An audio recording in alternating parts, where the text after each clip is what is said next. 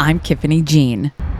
Having had the unique experience of actually seeing a UFO, it wasn't that exciting. Just a star zigzagging across the sky, almost like a pinball.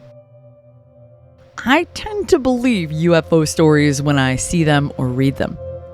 And when I read this story, I knew I had to share it with you.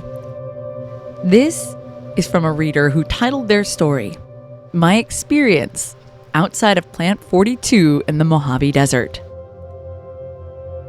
I am a 57-year-old who served in the Air Force for 12 years.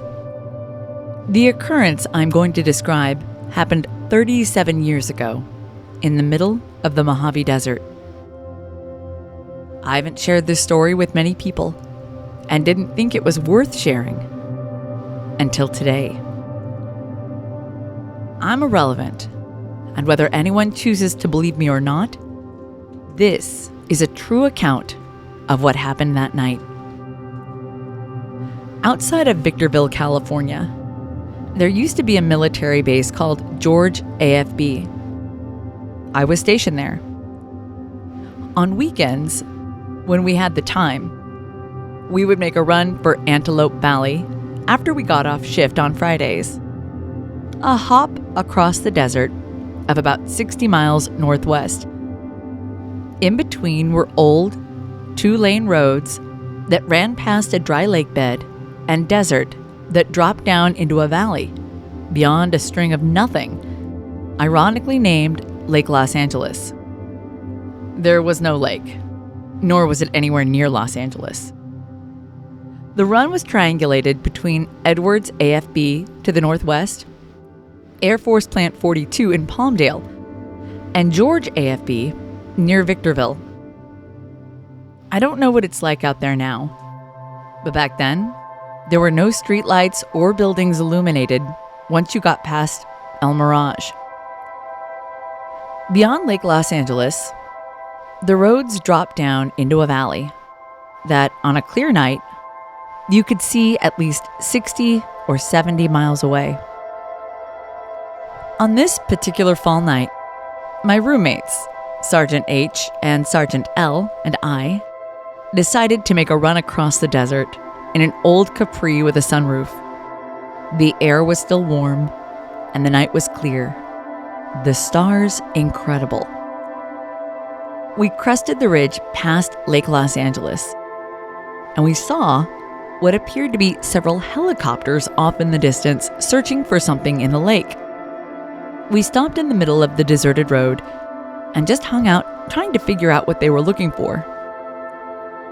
We came to the conclusion that another aircraft must have gone down in the area and that there was an SAR effort going on.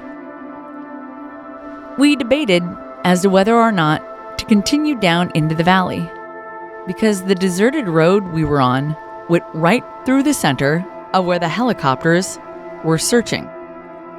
We had surmised that they were helicopters because of the way they would hover over a spot and then move slowly with the spot. After maybe 5 minutes of watching, we decided we would keep driving down into the valley.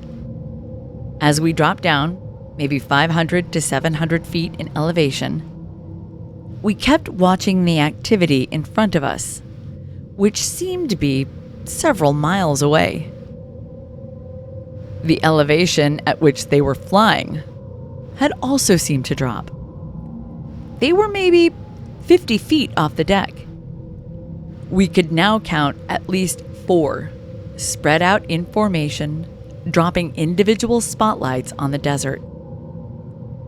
We continued forward maybe a couple of miles slowly when Sergeant H stopped the car for a second time and shut it off completely. He told us to be quiet and said, "Listen, there is no sound."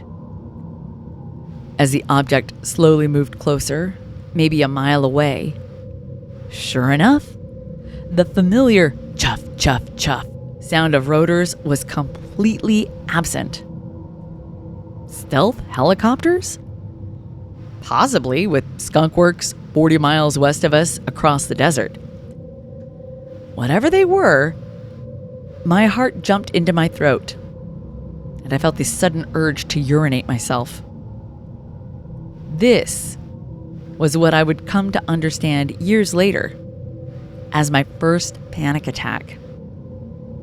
Sergeant H, who was driving, and Sergeant L, who was in the passenger seat, were now sitting halfway across the vehicle out of the windows. I was standing straight up through the sunroof. As the lights drew near to us, a fifth spotlight dropped down, maybe 3/4 of a mile directly in front of us onto the road. This lasted no more than a few seconds and shut back off. The intensity of these lights seemed much brighter the closer they came to us. Then, suddenly, all of the lights went off. No sound. No hum. No nothing. As our eyes adjusted to the sudden darkness, something became very apparent. The nose of a very large object was approaching us, and the spotlights weren't separate aircraft, but were all underneath this enormous object. What we thought was the dark horizon of the desert with the stars behind it was in fact the entirety of this single object. We didn't scream, run, or drive off.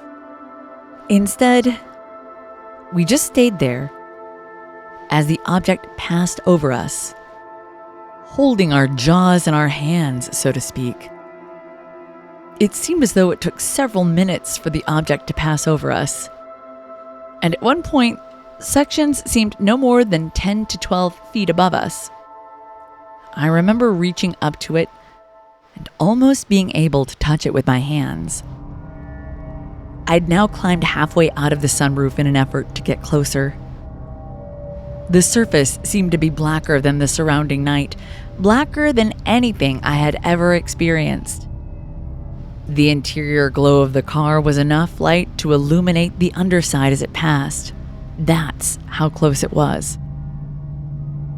It wasn't completely smooth. There seemed to be panel sections, not just one smooth skin. And something else. I vaguely remember seeing markings on the underside. Our markings. The U.S. military. As the object passed completely over us, it continued to spot the desert till it reached the rise, and then disappeared completely. Let me say that again. We could make out a shape, and then it was gone. This enormous object didn't rise up into the sky and take off. It just vanished. It wasn't there anymore. I don't recall any conversations with my roommates about this, although I know we had a lot of them that night. I haven't spoken with Sergeant H since he got out a year after this and went to work as a civilian for Lockheed. Sergeant L and I spoke a few times over the years, but not about this. She also got out and went on to work at JPL as a crew chief on drones for NASA out of Edwards. As for me, no one could have seen the wars to come and the confusion the world would fall into. This incident got drowned out by the Gulf War, 9/11, Afghanistan, and Iraq, and so many other seemingly desperate times. But as I got older, this story reemerged after spending 12 weeks in intensive trauma therapy through the VA. I cannot say for sure that the markings were indeed ours, but when I think back to this incident, I'm struck with the memory of seeing this.